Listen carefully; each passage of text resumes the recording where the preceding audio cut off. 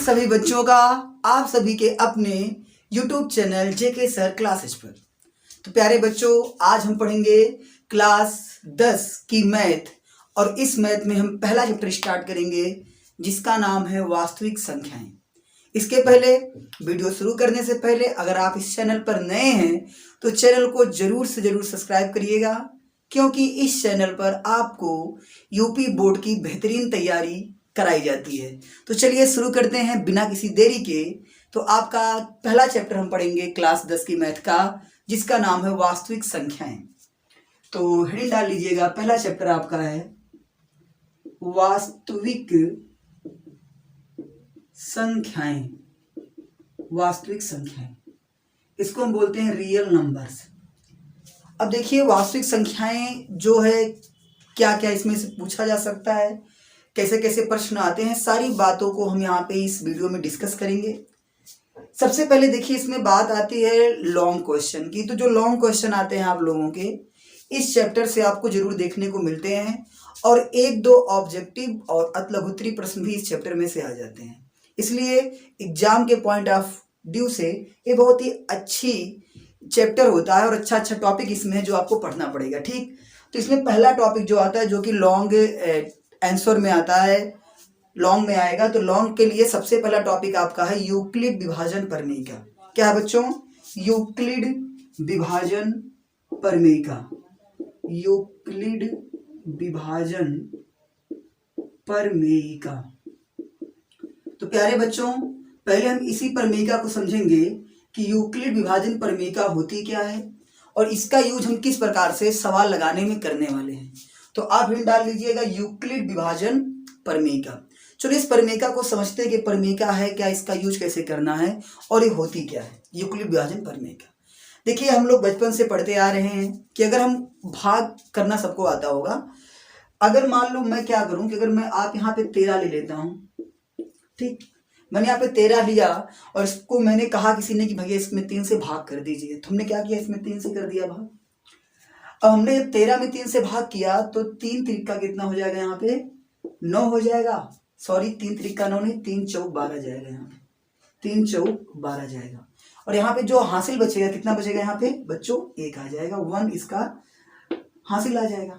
तो बचपन पे हम लोग पढ़े होंगे, अब आप पढ़े होंगे कि इस चीज को कहा जाता है भाज्य। इसे क्या कहते हैं हम लोग बच्चों? इसे हम लोग कहते हैं भाज्य। ए आपका जो निकल के आता है यहाँ पे 4, ए आपका है भागफल। क्या है बच्चों? ए आपका है भागफल। ए है जो बीच वाला जिसमें आप भाग करते हो वो होता है भाज्य। जो आंसर निकल के आता है उसे हम कहते हैं भागफल, यानी जितनी बार भाग जाए उसे कहते हैं भागफल। और आप जिससे भाग करते हो उसे कहा जाता है भाजक।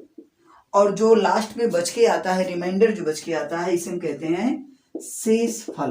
क्या कहते हैं बच्चों? शेषफल कहते हैं।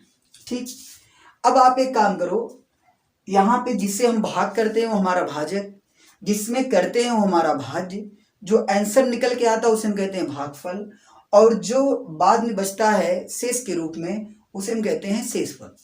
तो यहां से हम लोग एक बात जानते हैं, अगर हम 13 को लिखना चाहें, यानी 13 जो हमारा जो भाज्य जो किसके बराबर होगा, तो आप कहोगे 3 गुणे 4, 3 गुणे 4, 4 तिया 12 और प्लस क्या कर दें, 1 कर दें। तो अगर हम 3 गुणे 4 यानी भाजक गुणे भागफल कर दें और शेषफल को उसमें क्या करें बच्चों, जोड़ दें, तो हमारा आ जाएगा भाज्य आ जाएगा। तो यूक्लिड विभाजन प्रमेय क्या कहती है कि भाज्य बराबर भागफल गुणे भाजक गुणे भागफल, भाजक गुणे भागफल और प्लस शेषफल। समझ रहे हैं ना?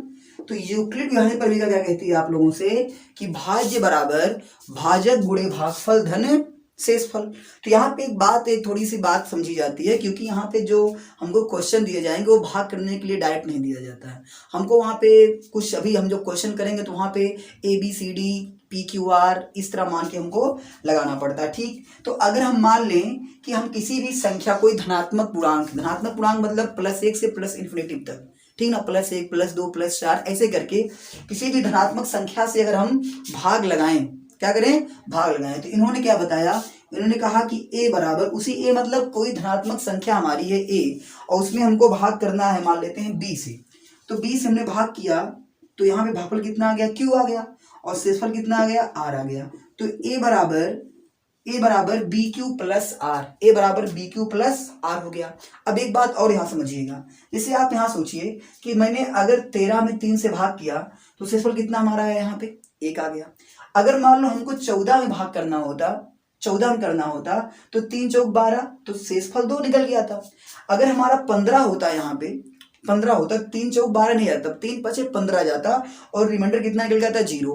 तो अगर आप 3 से भाग कर रहे हो, आप संख्या बदल बदल के लोगे तो आप एक बार ऐसा रिपीट करोगे कि संख्या रिपीट हो रही है। पहले शेषफल 3 ही हो सकता है, चाहे 0 हो, चाहे 1 हो, चाहे 2 हो, ठीक है ना। यानी अगर आप मान लीजिए अगर आप 5 से भाग कर रहे हो तो शेषफल 5 नहीं आएगा, 5 से कम ही आएगा। जैसे अगर आप कोई भी संख्या लेके भाग करोगे तो 0 आ सकता है, 1 आ सकता है, 2 आ सकता है, 3 4, लेकिन 5 नहीं आएगा, क्योंकि 5 जैसे आएगा तो एक भागफल बढ़ा दीजिएगा। ये सपोज करिए अगर मैं यहाँ पे 14 में 5 से भाग करूं तो 5 दूनी 10, और यहाँ पे 4 रिमाइंडर बच रहा है, बच रहा है नहीं बच रहा है, बच रहा है। अगर मैं इसी 14 को ना लेके 15 में भाग करूं तो अब की बार 5 दूनी 10 तो नहीं जाएगा ना, क्योंकि 10 जाएगा तो 5 बच रहा है, भाग पूरी जा रही है। तो 5 तिया 15 ले जाओ और पूरा क्या कर दो, 0 कर दो। तो मेरे कहने का मतलब ये है कि यहाँ पे जो रिमाइंडर आएगा, जो आपका शेषफल आएगा, वो सदैव भाग करने वाले से 1 अंक कम होगा। कहने का मतलब अगर आप 4 से भाग कर रहे हो तो 0 1 2 3 आएगा। अगर आप 2 से भाग कर रहे हो तो खाली शेषफल 0 और 1 आएगा। अगर आप 9 से भाग कर रहे हो तो 0 1 2 3 4 5 6 7 8 तक आएगा। इस बात को आप समझिए, क्योंकि इसी बात पे हमको सवाल समझना रहता है, क्योंकि हम जब आगे लगाएंगे तो आर का मान रखना पड़ेगा, रिमाइंडर का मान रखना पड़ेगा। तो रिमाइंडर का मान ये डिपेंड करता है कि आप भाग किस चीज से कर रहे हो। मान लो सवाल में 6 से आपको भाग करने के लिए कह रहा है, तो आपका जो रिमाइंडर आएगा वो 0 1 2 3 4 5 तक आएगा, 6 नहीं आएगा, ठीक है ना। तो आशा करता हूं आपको समझ में आया होगा कि यूक्लिड विभाजन प्रमेय का क्या है। सिंपल सी बात है, भाज्य बराबर भाजक गुणे भागफल धन शेषफल, और आपका आएगा a बराबर बी क्यू प्लस आर, जहां पे r शेषफल है, और शेषफल का मान जो होगा वो कभी भी भाज्य के बराबर नहीं हो सकता, ना भाज्य से बड़ा होगा, सॉरी शेषफल का जो मान होगा वो भाजक से, जो शेषफल का मान होगा r माने भाग करने वाले से सदैव कम ही होता है, ना तो उसके बराबर होता है ना तो उससे बड़ा होता है। यानी हम कह सकते हैं r का जो मान होगा वो b से क्या होता है, हमेशा छोटा होता है, जो आप भाग करने वाले हो, ठीक है ना, और 0 से लेकर होता है। तो चलिए अभी ये आपको समझ में आया होगा कि यूक्लिड विभाजन प्रमेय क्या है। अब इस पर आधारित सवाल को हम अगली वीडियो में देख रहे हैं, जस्ट अभी आप इसके नीचे पा जाओगे वीडियो को, उसको आप देखिएगा। तब तक अपना ख्याल रखिएगा।